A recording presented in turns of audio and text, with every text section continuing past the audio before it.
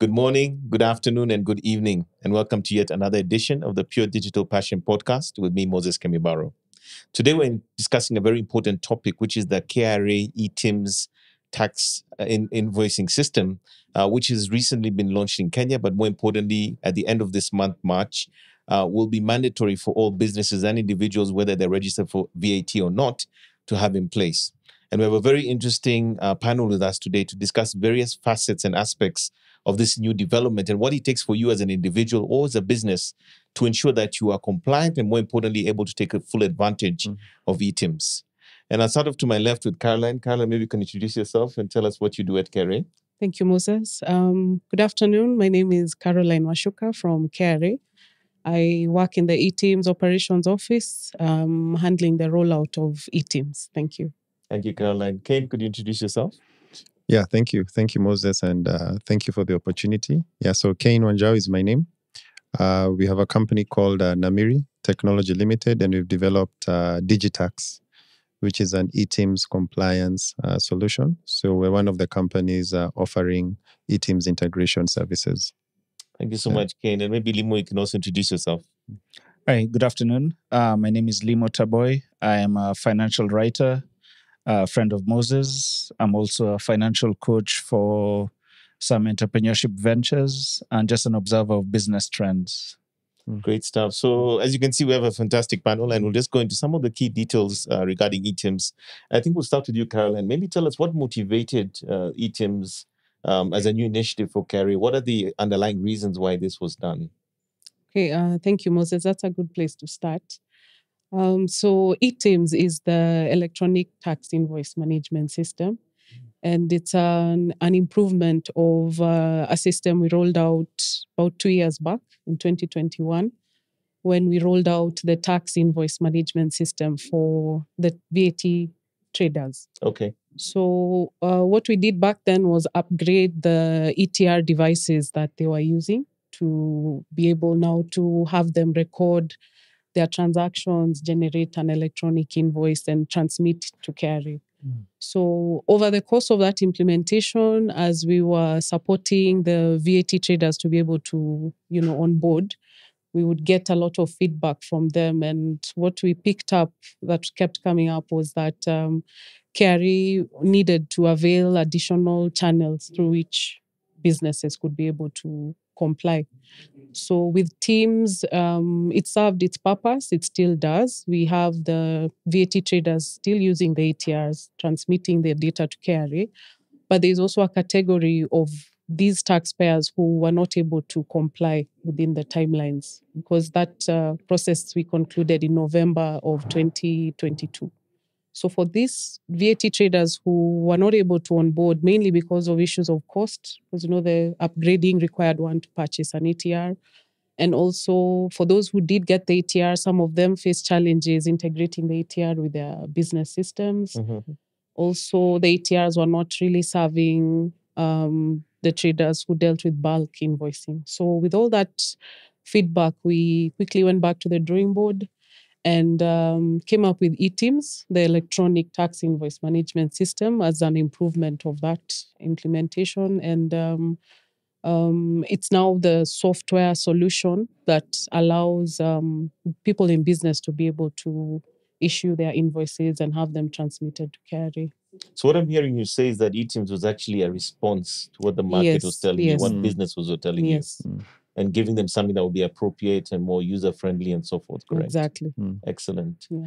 Caine, you're in a unique position because you're one of the certified solution providers through DigiTax that's actually bringing eTIMS into organizations and also for individuals. Yeah. Can you tell us a little bit about the motivation behind building DigiTax and more importantly, the problems that it solves in providing this integration to eTIMS? Yeah, thank you. Thank you for the question. So the role we play is to help companies who'd like a system-to-system integration, basically have a process or a way to transition their systems to be eTIMS compliant. So what we've done as DigiTax is we've built a platform that basically makes the whole process easier, simpler, and faster. So we've looked at what the core requirements are. And as has just been mentioned, one of the things that is important is making sure that if, say, you do bulk invoicing or you have a very unique or specific system, is there a way for you to integrate and still be compliant without having to change the way you operate, your processes, or the systems you use? So that's the primary role we play.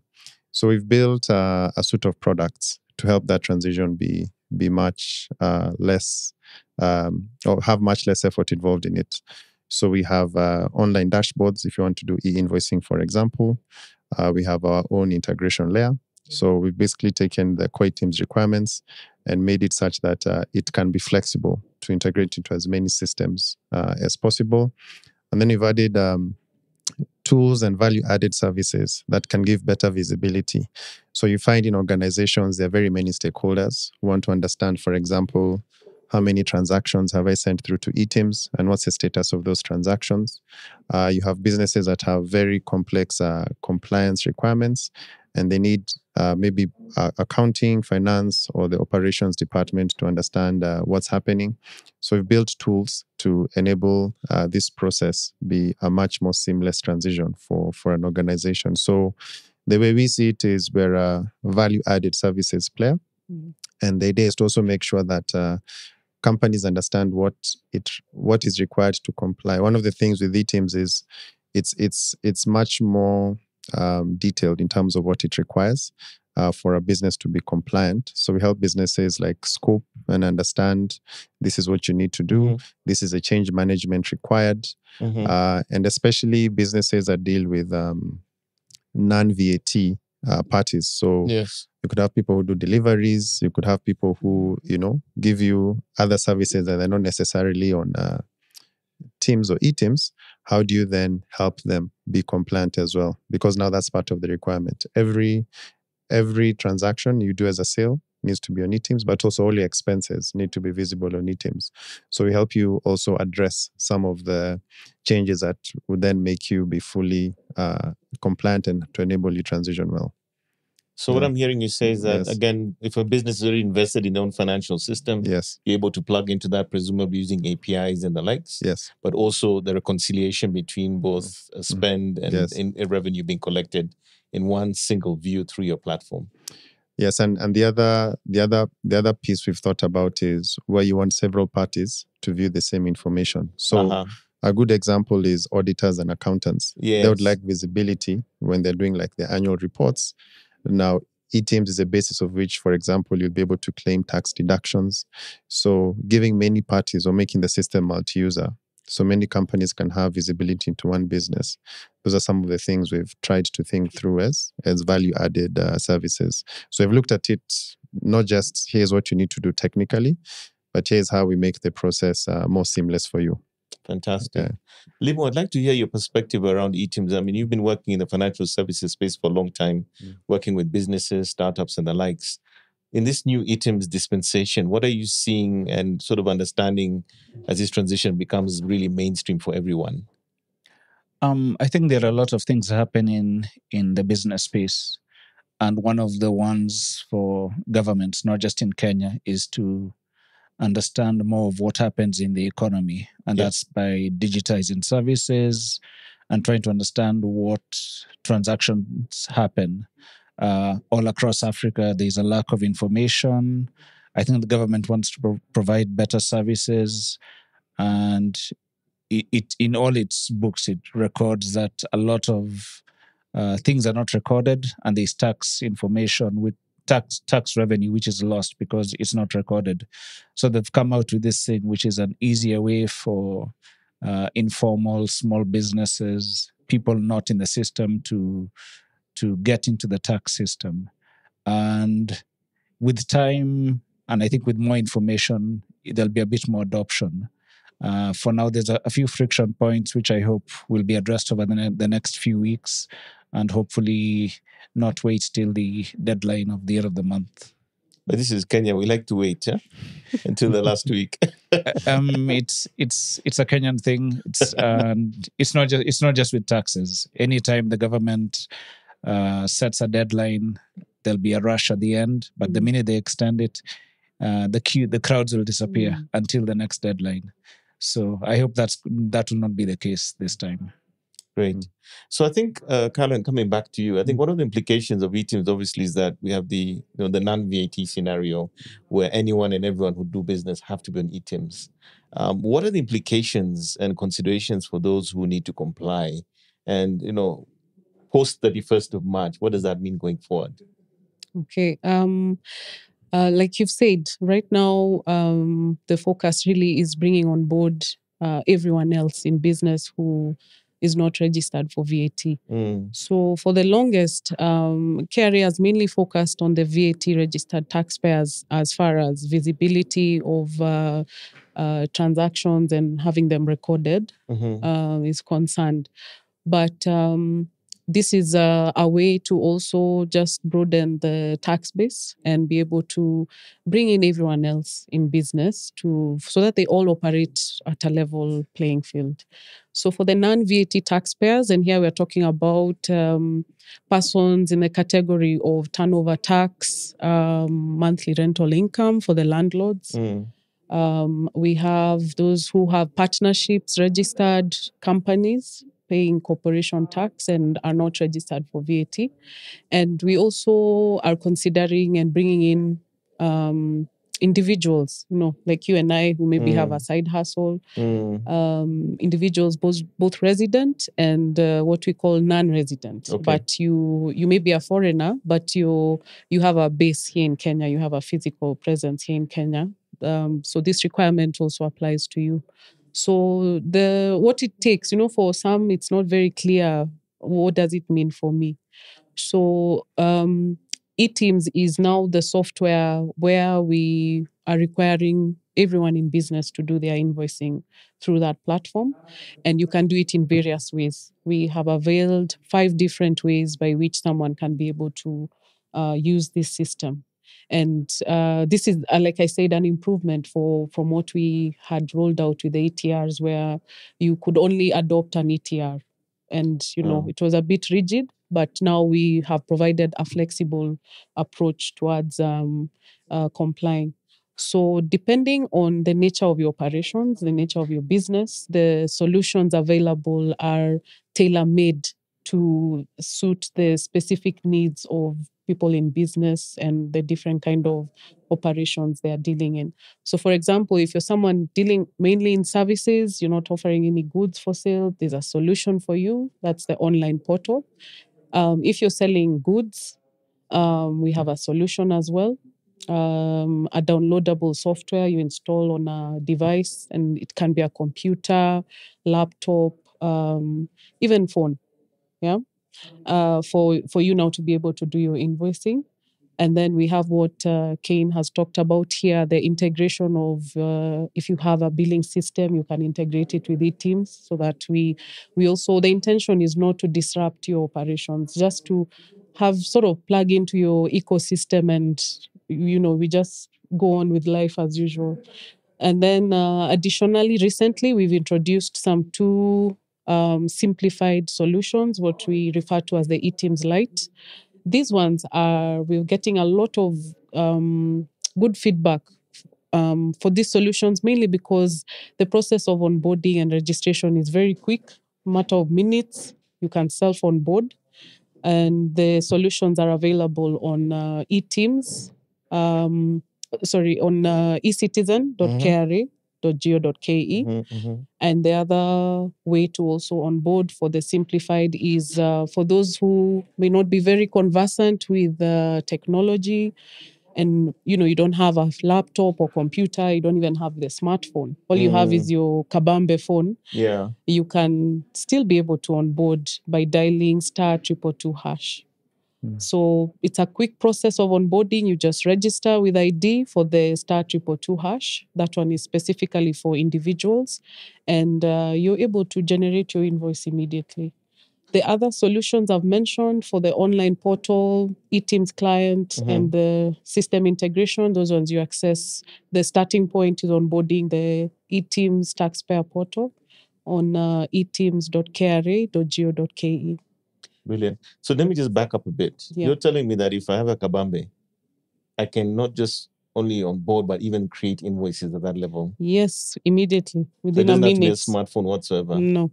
And then another question I have for you is, like, let's say I'm an SME and I've already been having an ETR for the last 10 years. Yes. And, the thing usually where you generate an invoice and then you print out a receipt and you staple it, or it does that. Does the eTIMS negate the need for the actual machine going forward?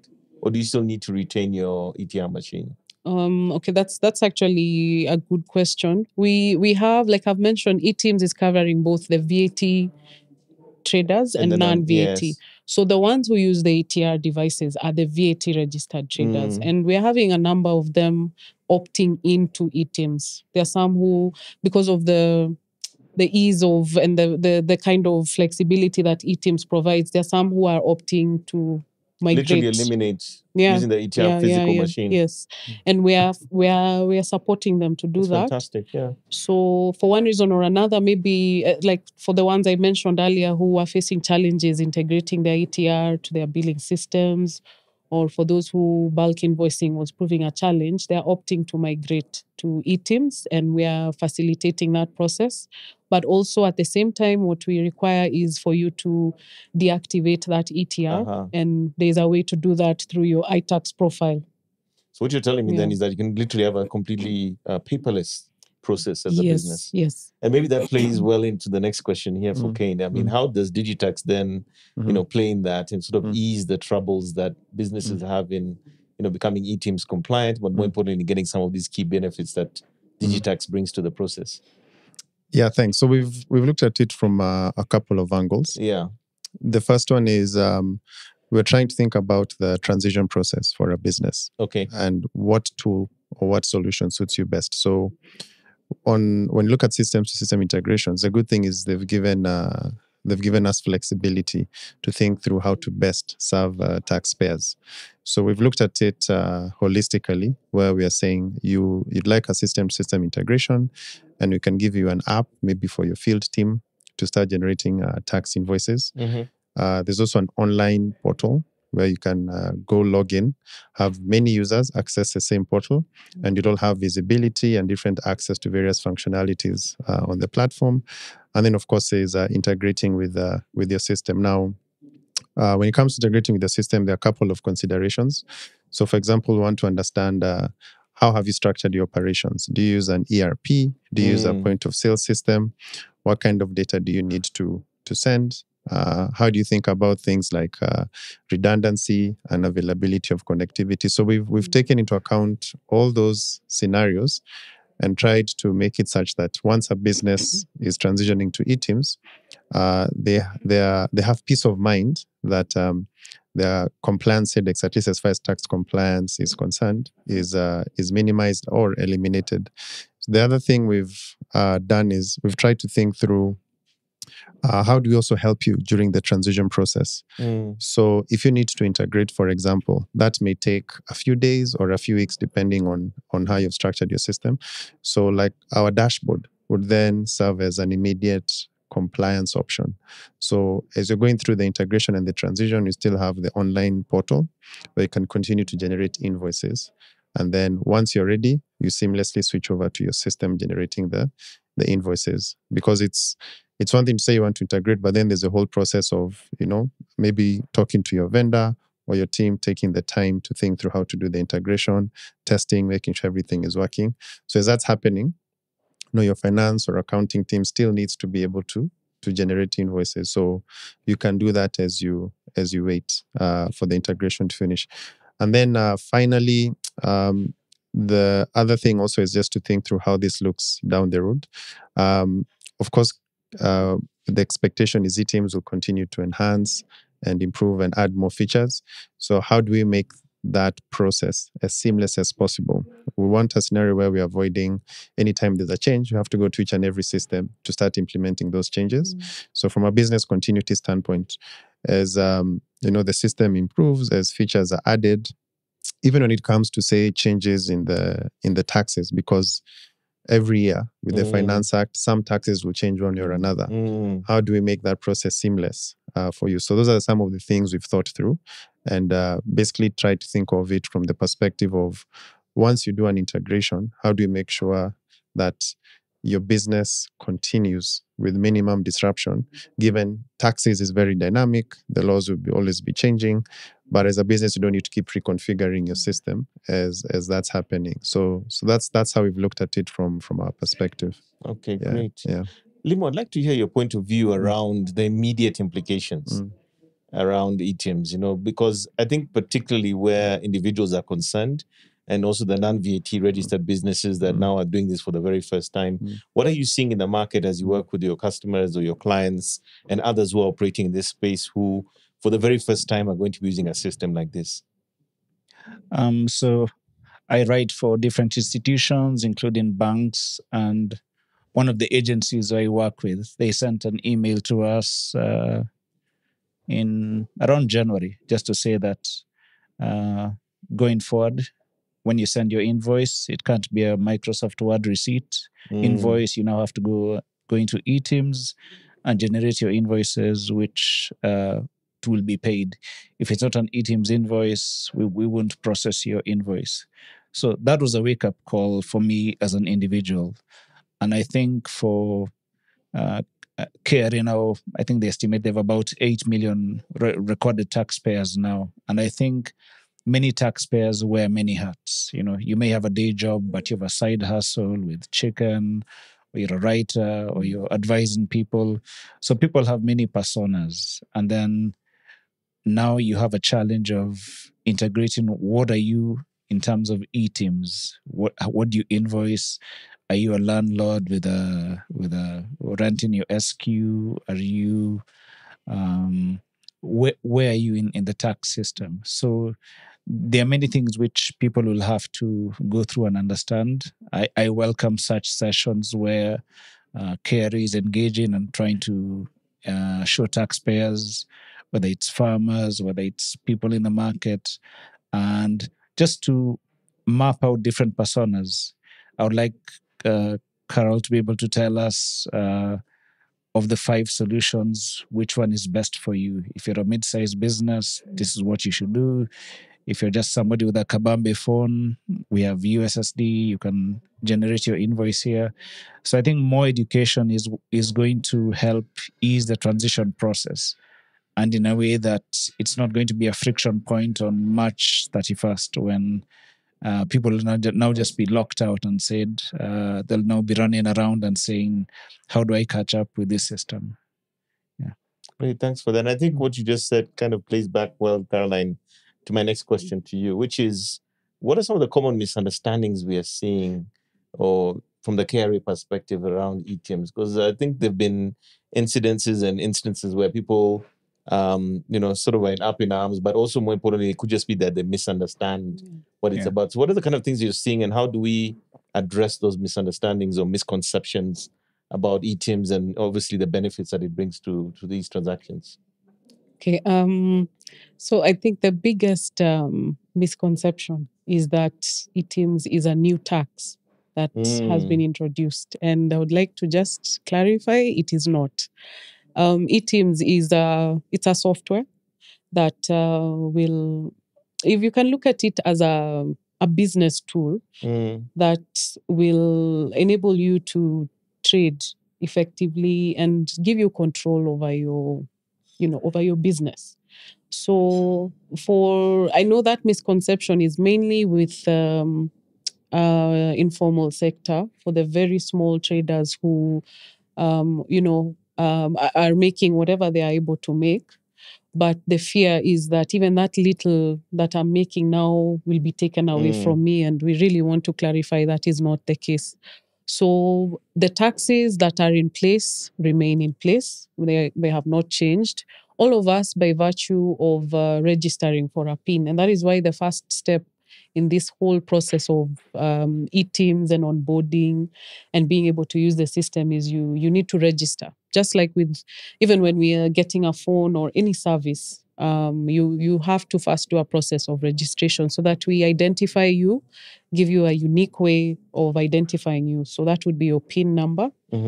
And that PIN is something that will facilitate you in terms of being able to do business. So I'll speak for the for the very small traders who, for the most part, have been doing operations manually, even your record keeping, and sometimes it holds you back in being able to do business even with other persons who have formalized their operations. Some would shy away because you may not be able to give them a document that they can be able to use to support that expense.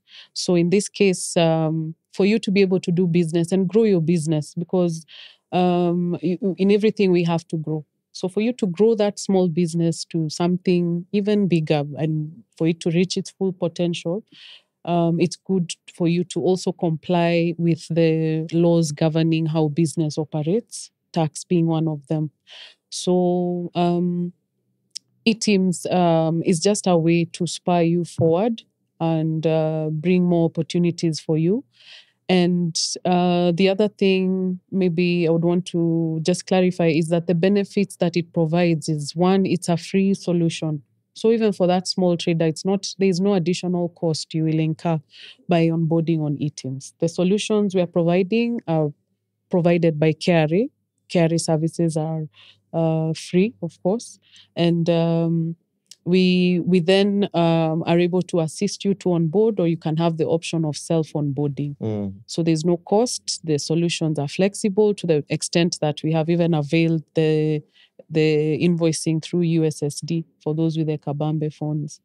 The other benefit, of course, is that it's there's some good feedback we're getting from some of the taxpayers who are onboarding that eTIMS has allowed them to interact with technology, because for the longest they it's like digital literacy, literally. Yes. We've elevated their digital literacy, because there was this perception that those POS systems I can't afford, I can't use them.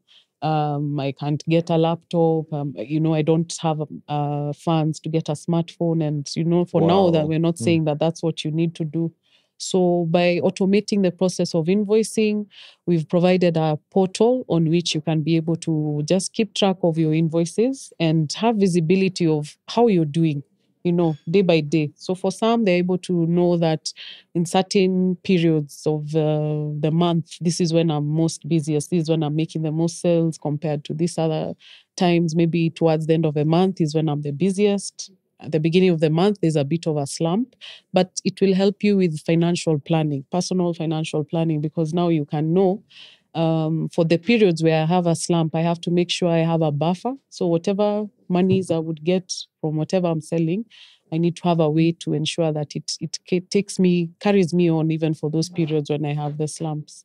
I think it's important what you just said, because obviously the compliance piece is important, right? Yes. But when I've used it, because I've also used it as an individual, I've actually generated a couple of invoices, and I saw so many parallels between that and the financial system I use in my business. Yes. So if you're a person who's never used a formal way of invoicing and tracking your financials and all that, you suddenly have this free dashboard, Yes.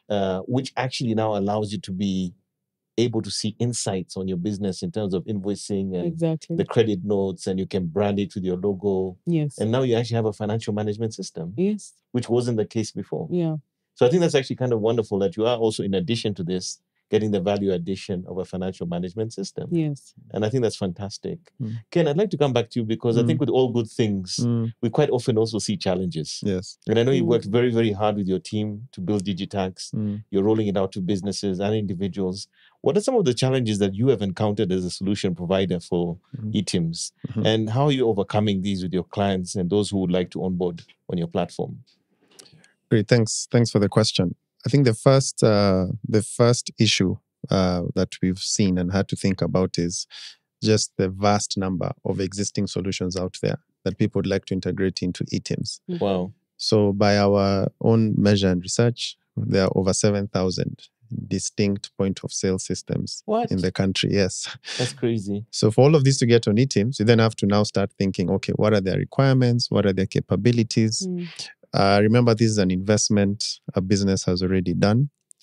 So they'd like to be compliant, but at the lowest cost or effort possible. But then now you start peeling off the layers, and then you realize some of them were never built with integration in mind. So how does this system communicate with eTIMS, or how does it send its data in real time? So that's the other thing you then have to think through. And then you have the day-to-day considerations like connectivity. A system may not always be online. There could be a network issue. Even basic internet access, right? Basic internet access is not guaranteed. So you have to think through all these. We're now thinking through, okay, how do I best serve the customer? And of course, make them tax compliant and ensure that there's no potential issue that can come up. So what we've tried to do as DigiTax is think through these solutions and ask ourselves, how do we make sure that on one hand, the data is sent, the taxpayer has comfort that the data will get to the other end, and then also making sure that for a business, there's a comfort level that once this integration or setup is done, they can go on with the business with minimum interruption. Systems are systems. There'll always be an availability for one reason or another. So you have to think about redundancy and what do you do, or how do you address in scenarios where there's no system access, even if there is connectivity. So DigiTax has taken a holistic approach to all this. So we've built in measures, for example, to address unavailability on our end, or even if eTIMS is, for example, under maintenance or unavailable for one reason or another, you can still continue to transact with minimum disruption. The thing about eTIMS now is it's 24/7. Yeah. So there are many businesses and activities that take place outside, normal working hours. Correct. They still need to be compliant. They still need to be supported. So how do you build a system that works or is available 24/7? And how do you mitigate any potential issues? So we've taken an approach where we're saying, okay, one, let's understand the landscape. Two, let's build a solution that's very versatile and flexible. So if you have, say, I don't use the word old, but a system you bought a long time ago, and you still feel it serves you well, how do we help you be compliant? Yeah, if you have a new system, or if you're a business that's doing a lot of high volume transactions, think of your retail outlets, your supermarkets. Yeah, how do you deal with that scenario where it's high volume? You have people maybe in a line always waiting to be served. So how do you deal with any potential disruptions or unavailability? So our solution tries to address those scenarios. And basically, when you integrate, you're then now not worried, will I get the required information? Can I print the invoice? Will there be issues later on? So those are some of the things we've tried to address. And then lastly, I think one important thing to note is because now eTIMS is such a crucial part of the payment process, as has just been mentioned by Limo. People are saying, without missing the eTIMS invoice, I'm not going to settle your payment. Now it's become a very, let me not say the word sensitive, but it's become a very important part of the payment process. Whereas before, maybe it could be done after the fact, or it's something you reconcile later. Now it's a prerequisite to getting paid. So how do you give businesses and comfort the assurance that if they're using the integration or they're using your system, that they're almost always guaranteed to be able to generate what they need to generate to get paid? So those are some of the things we've tried to think through on our end as DigiTax to just help the transition process. So case in point, like in my business, in my day job, we've had a finance system, I think, for 12 years or so, give or take. We invested in it. It has historical data. It works well for us. It works in the cloud. So in principle, what you're telling me is that I could talk to DigiTax as a small business, ask whether you have an integration or you might have to do a custom job. And then we can streamline that workflow so that now we can hopefully retire our ETR machine and do everything through the cloud, correct? Yeah, the important thing there is to have minimum disruption. So, when you think about change management, how a business runs, those are routines that have been developed over years. And the last thing you want is to talk about, change of system or bring in any inefficiency, so to speak, in the process. So the goal there is always to make them compliant with minimum disruption, because there's also the cost of changing, which you want to avoid for the business. So that's how we look at the solutions we offer. So I imagine you have a lot of work to do just in terms of creating that compatibility across different platforms, right? Yeah, so the way we've developed our technology, it's basically based on open standards. Okay. We've thought of as many possibilities as possible. So we've made our integration documentation public, and we support right now 19 different software languages. Wow. We take care of unavailability, or basically if you can't reach eTIMS one reason or another, we can handle that. So the idea is your system should not try, for example, keep trying to send, and yet we know we can't get it successfully to the other end. We'll receive it, we'll hold the transaction, and then we'll process it for you once eTIMS is available again, and then we'll notify you that this is the status of the transaction. So things like real-time notifications, just making sure that as a business, you're not having to overthink how to be compliant. The other important point that I think is around data security, because now you're streaming a lot of data through to eTIMS. So that's something we've also invested a lot in, both from a system standpoint and also from a legal standpoint. So things like the Data Protection Act, being compliant with it. You're sending a lot of sensitive data through your systems to eTIMS. So it's how do you make sure that all stakeholders, KRA, the taxpayer, and anyone else who is processing or handling that information has the right level of comfort that their data is being handled the right way from a technical and policy and, of course, legal standpoint. So those are some of the things we've tried to think about as DigiTax. Fantastic. Yeah. Limo, coming back to you, what are some of the tips and pointers you'd give people who are now, for the very first time, possibly getting onto eTIMS, and more importantly, how they can do it in a way that actually works for them? I think take comfort in that taxes are a fact of life. If you if you look at the largest companies in Kenya, whether it's Safaricom, Coca-Cola, Kenya Airways, they all have small tax issues, which they talk with KRA, they manage to settle. For anybody, look at what taxes have done for the country.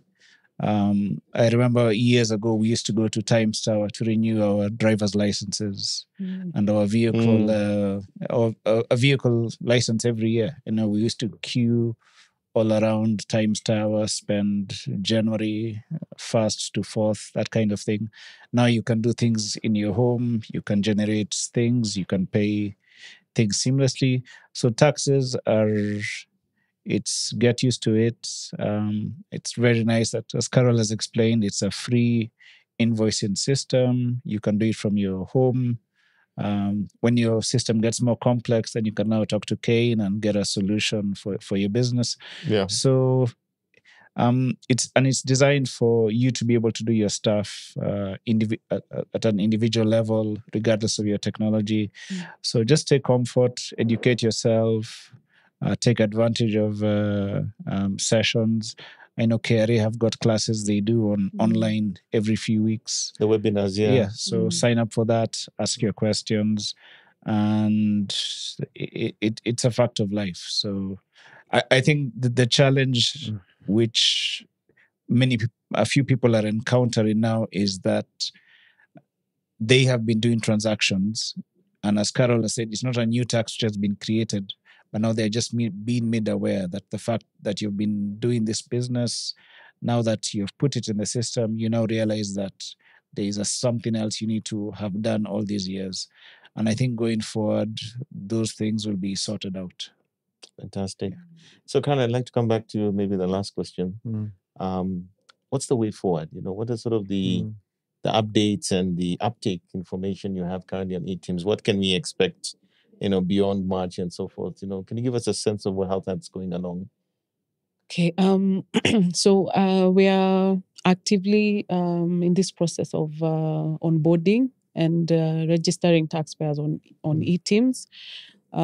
So there are those who are doing it themselves, self-onboarding, which is, I think, the ideal way to go about it. But we are also available to support anyone who would need that kind of assistance. So you can just visit the nearest KRA office or service support centers. We are all around the country. And we are targeting, right now we have about 170,000 taxpayers on board eTIMS for the actively trading. And we are hoping to get a lot more. Yeah. So we have a few weeks to go before March 31st. And like it was said, there may be a mad rush towards the last week or so. And we would really encourage you to just start this process early.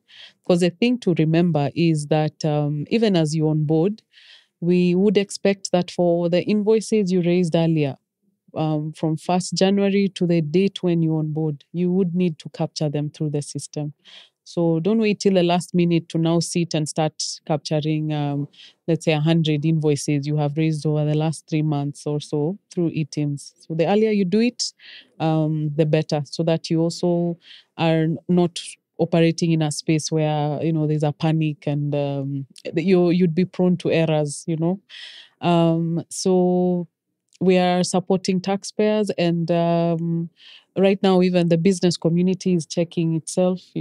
For anyone doing business with someone, they'll say, for me, this purchase I've made from you is an expense for my business, so I need it to be supported by an eTIMS invoice so that I can declare it as an allowable expense when it comes to filing my return. So that is also helping push uptake. And the other thing is, now come 1st April and beyond, eTIMS will still be available for purposes of onboarding, because we still have new taxpayers being registered daily. However, for those of you in business who would not have complied by then, now you would be operating in a space of non-compliance, and I don't think that would really be the way to go. So No, you don't want to do that. yeah. So I would really encourage. We have about 3 weeks to go. Please just let this be a call to action.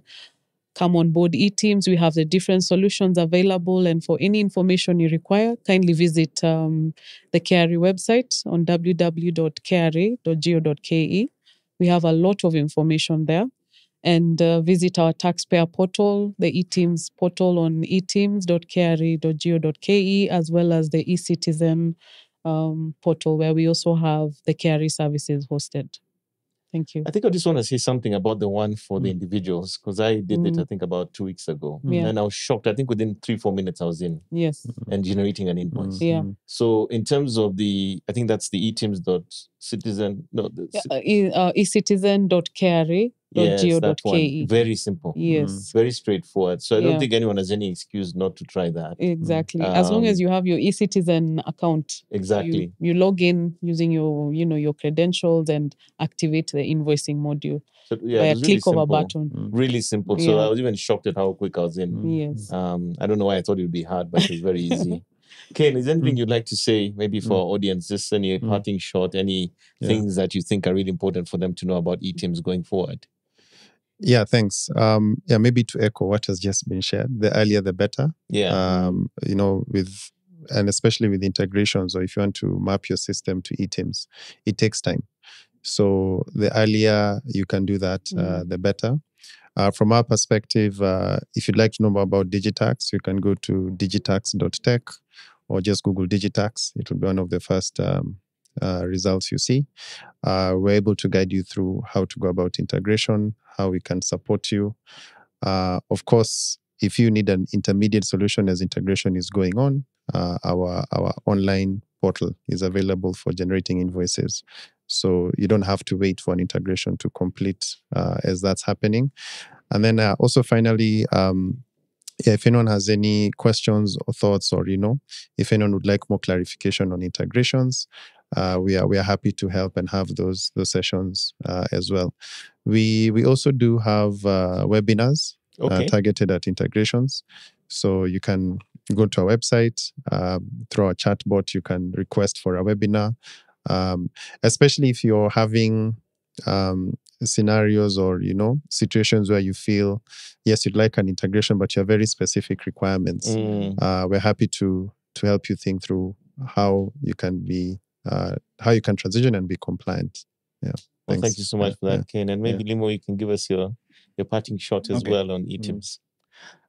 So entrepreneurship program I support is in Kenya, Rwanda, and Ethiopia. So even today, about 50 entrepreneurs are entering the program in just outside Kigali. And with the Rwanda ventures, which we've been advising, I've learned about something called EBM, and it's kind of a precursor, I think, to eTIMS. It's very similar. It's about 10 years older, and it's for VAT payments in Rwanda. Basically, you have to have a electronic tax invoice for anything. And with the entrepreneurs who we've been supporting, every now and then one of them would have a issue where they'll be dealing with a partner who is not able to generate the invoice, and that way they're not able to record that expense. So I think one thing which Rwanda has now proposed to do is to encourage more compliance and uptake. I think they are now giving a reward for people who will encourage somebody else to sign up onto the system. And if somebody doesn't sign up to the system, you're able to what the government collects there, they will share a portion of that with you. So it's a way of rewarding you for raising the level of compliance. Yeah. And I don't know if that will happen in Kenya in a few years' time, where maybe now I'll be able to get something for creating a new taxpayer. Maybe I'll get 5 or 10%. So good luck to these guys. Good luck to eTIMS. I certainly have to do a bit of work on my end. And I think everybody has to do that for the next few weeks. Thank you, Limo. Okay. Caroline, Caine, Limo, thank you so much for sharing your insights on eTIMS. And more importantly, the importance of compliance, but also doing it in a timely manner. And we hope that our audience will be able to see the benefits of this, but more importantly, take the action required so that they too can fall into the right bracket. And more importantly, they can't do business without this going forward. So whether you're an individual or whether somebody is a business, I believe we've covered all the bases today. And really the next step is take action and make sure you're compliant. So thank you very much for joining us for today's edition of Pure Digital Passion Podcast with me, Moses Kambibaro. I think we've extensively covered KRA eTIMS for all of you out there who are watching or listening to this. And more importantly, again, let me just re-emphasize that it is a good system.